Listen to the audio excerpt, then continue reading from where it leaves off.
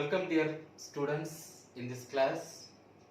In this class we are going to know about the salient features of modern atomic theory.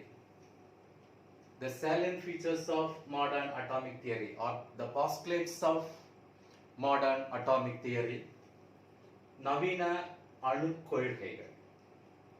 நவீன அணுக் கொள்கை. So what is meant by an atom? There are lot of postulates were proposed in past days. நிறைய கொள்கைகள் எல்லாம் வெளியிடப்பட்டது. In 5th century, the first atomic postulate was based in philosophical mode. 5ஆம் நூற்றாண்டில் வெளியிடப்பட்ட அணுக் கொள்கை தத்துவத்தை அடிப்படையாக கொண்டிருந்தது. Then the scientific postulate was first proposed by the scientist called John Dalton. அறிவியல் ரீதியாக அணுக் கொள்கையை வெளியிட்ட முதல் விஞ்ஞானி ஜான் டால்டன். அதுலயும் நிறைய தவறுகள் இருந்தது. So after that, some scientists like J.J. Thomson, Niels Bohr, Schrödinger were proposed the genuine ideas about the atom. அதுக்கு பிறகு J.J. Thomson, Schrödinger, Niels Bohr போன்ற விஞ்ஞானிகள் அணுவை பற்றி நிறைய கொள்கைகள் வெளியிட்டாங்க. So the name or the word atom was derived from the Greek word atomos. Atomos means indivisible. உடைக்க முடியாதது, பிரிக்க முடியாதது. But finally, all of the research were done and they proposed the new postulates. நிறைய ஆராய்ச்சிகள் நடைபெறப்பட்டு கடைசியாக நவீன அணுக் கொள்கை வெளியிடப்பட்டது. Let's see the postulates of modern atomic theory. நவீன அணுக் கொள்கையினுடைய சில postulates, சில பண்புகளை நம்ம பார்ப்போம். So first point, the atom is no longer indivisible. புதிய அணுக் கொள்கையில அணுவை நாம் பிளக்க முடியும்.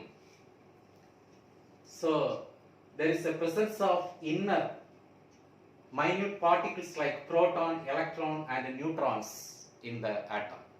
அணுக்குள்ளாடி அணு உடைக்கப்பட்டு அங்கு புரோட்டான்களும் எலக்ட்ரான்களும் நியூட்ரான்களும் இருப்பது கண்டறியப்பட்டது.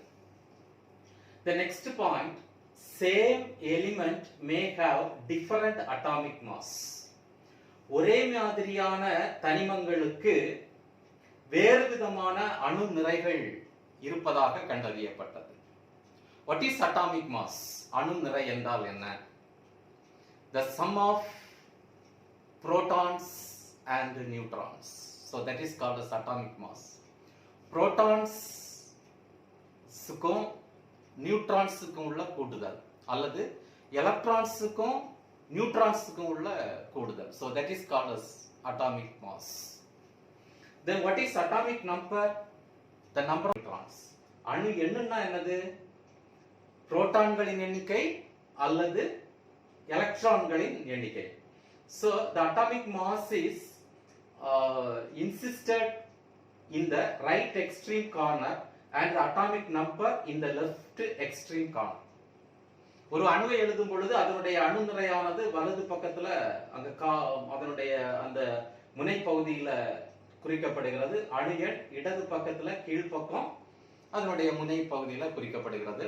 So this is called as isotopes.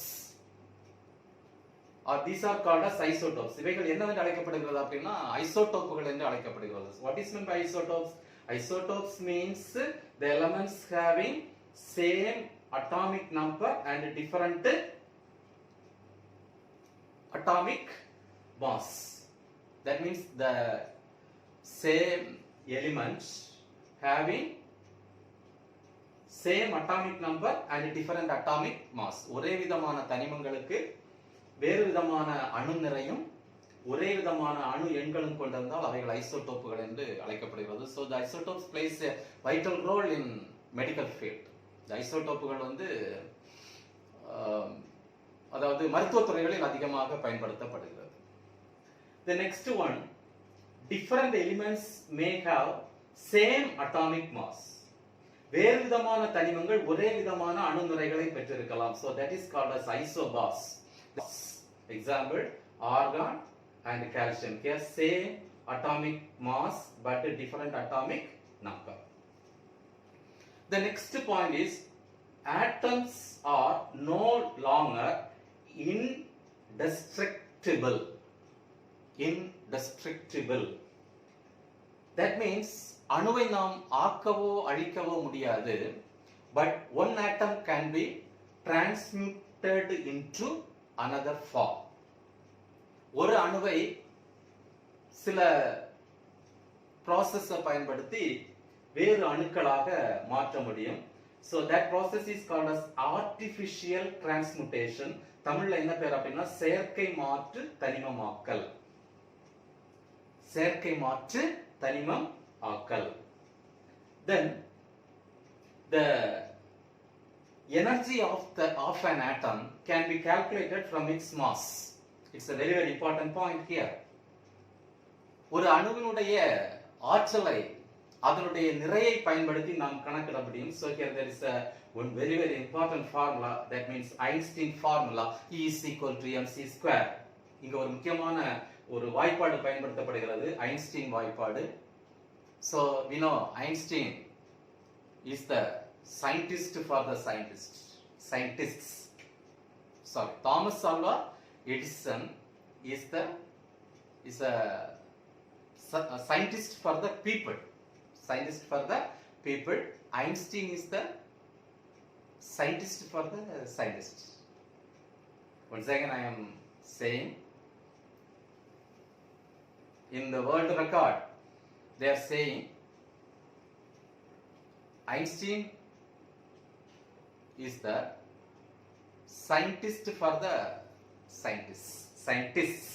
விஞ்ஞானிகளுக்கெல்லாம் விஞ்ஞானி ஐன்ஸ்டீன் என்றும், Thomas Alva Edison is the scientist for the people, மக்களுக்கான விஞ்ஞானி என்றும் அழைக்கப்படுகிறார்கள். So this is the Einstein formula. E is equal to mc square, where m is the mass and c is the velocity of the light. m என்பது நிறை, c என்பது ஒளியினுடைய திசைவேகம், e என்பது ஆற்றல். Then there is a typical point regarding the atom is the smallest particle that takes place in the chemical reaction.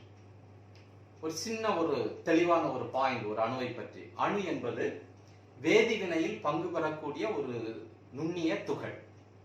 அணு என்பது வேதிவினையில் பங்கு பெறக்கூடிய ஒரு நுண்ணிய துகள். So the next point, the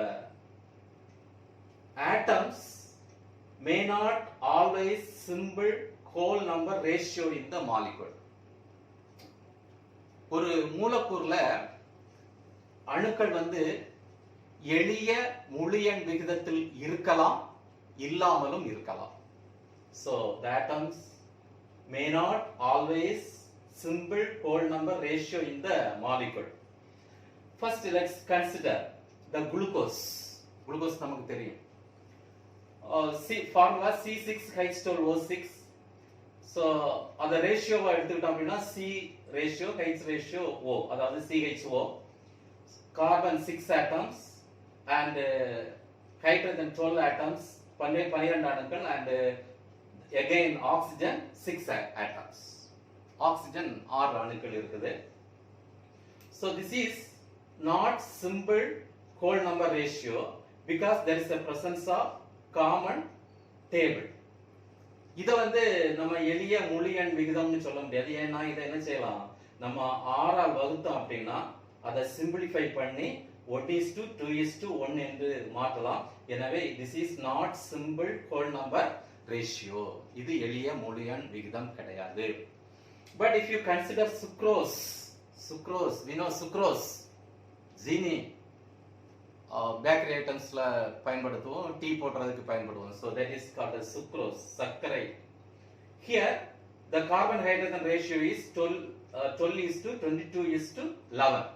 12 is to 22 is to 11. But here there is no common table. We cannot divide these two digits by a common digit. இத வந்து ஒரு பொது எண்ணால நம்ம என்ன செய்ய முடியாது, வகுக்க முடியாது. So this is not, so there is no common table. For that reason this is a simple whole number ratio. அதனால இது வந்து என்னது, எளிய முழு எண் வடிவம். இது வந்து என்னது, எளிய முழு எண் வடிவம். But this is not simple whole number ratio. இது எளிய முழு எண் வடிவம் கிடையாது. ஏன்னா இதை வந்து நம்ம என்ன செய்யலாம், 6 ஆல் வகுத்து சிம்பிளிஃபை பண்ணி 1:2:1 க்கு கொண்டு வரலாம். இது மேத்தமெட்டிக்ஸ்ல வரக்கூடிய ஒரு முக்கியமான கான்செப்ட் தான் simple whole number ratio. So அணுக்கள் வந்து எளிய முழு எண் விகிதத்தில் இருக்கலாம், இல்லாமலும் இருக்கலாம். So these are the points regarding modern atomic theory, or these are the points regarding the postulates of modern atomic theory. நவீன அணுக் கொள்கையினுடைய முக்கியமான கோட்பாடுகள். ஸோ 10th ஸ்டாண்டர்ட்ல இது ஒரு முக்கியமான கொஸ்டினாக சயின்ஸ்ல ஆட்டம்ஸ் அண்ட் மாலிகுல்ஸ், அதாவது அணுக்களும் மூலக்கூறுகளும் இந்த பாடப்பகுதியில் இருக்குது. So I felt that you all well clear or well thorough about these points. Okay, all the best.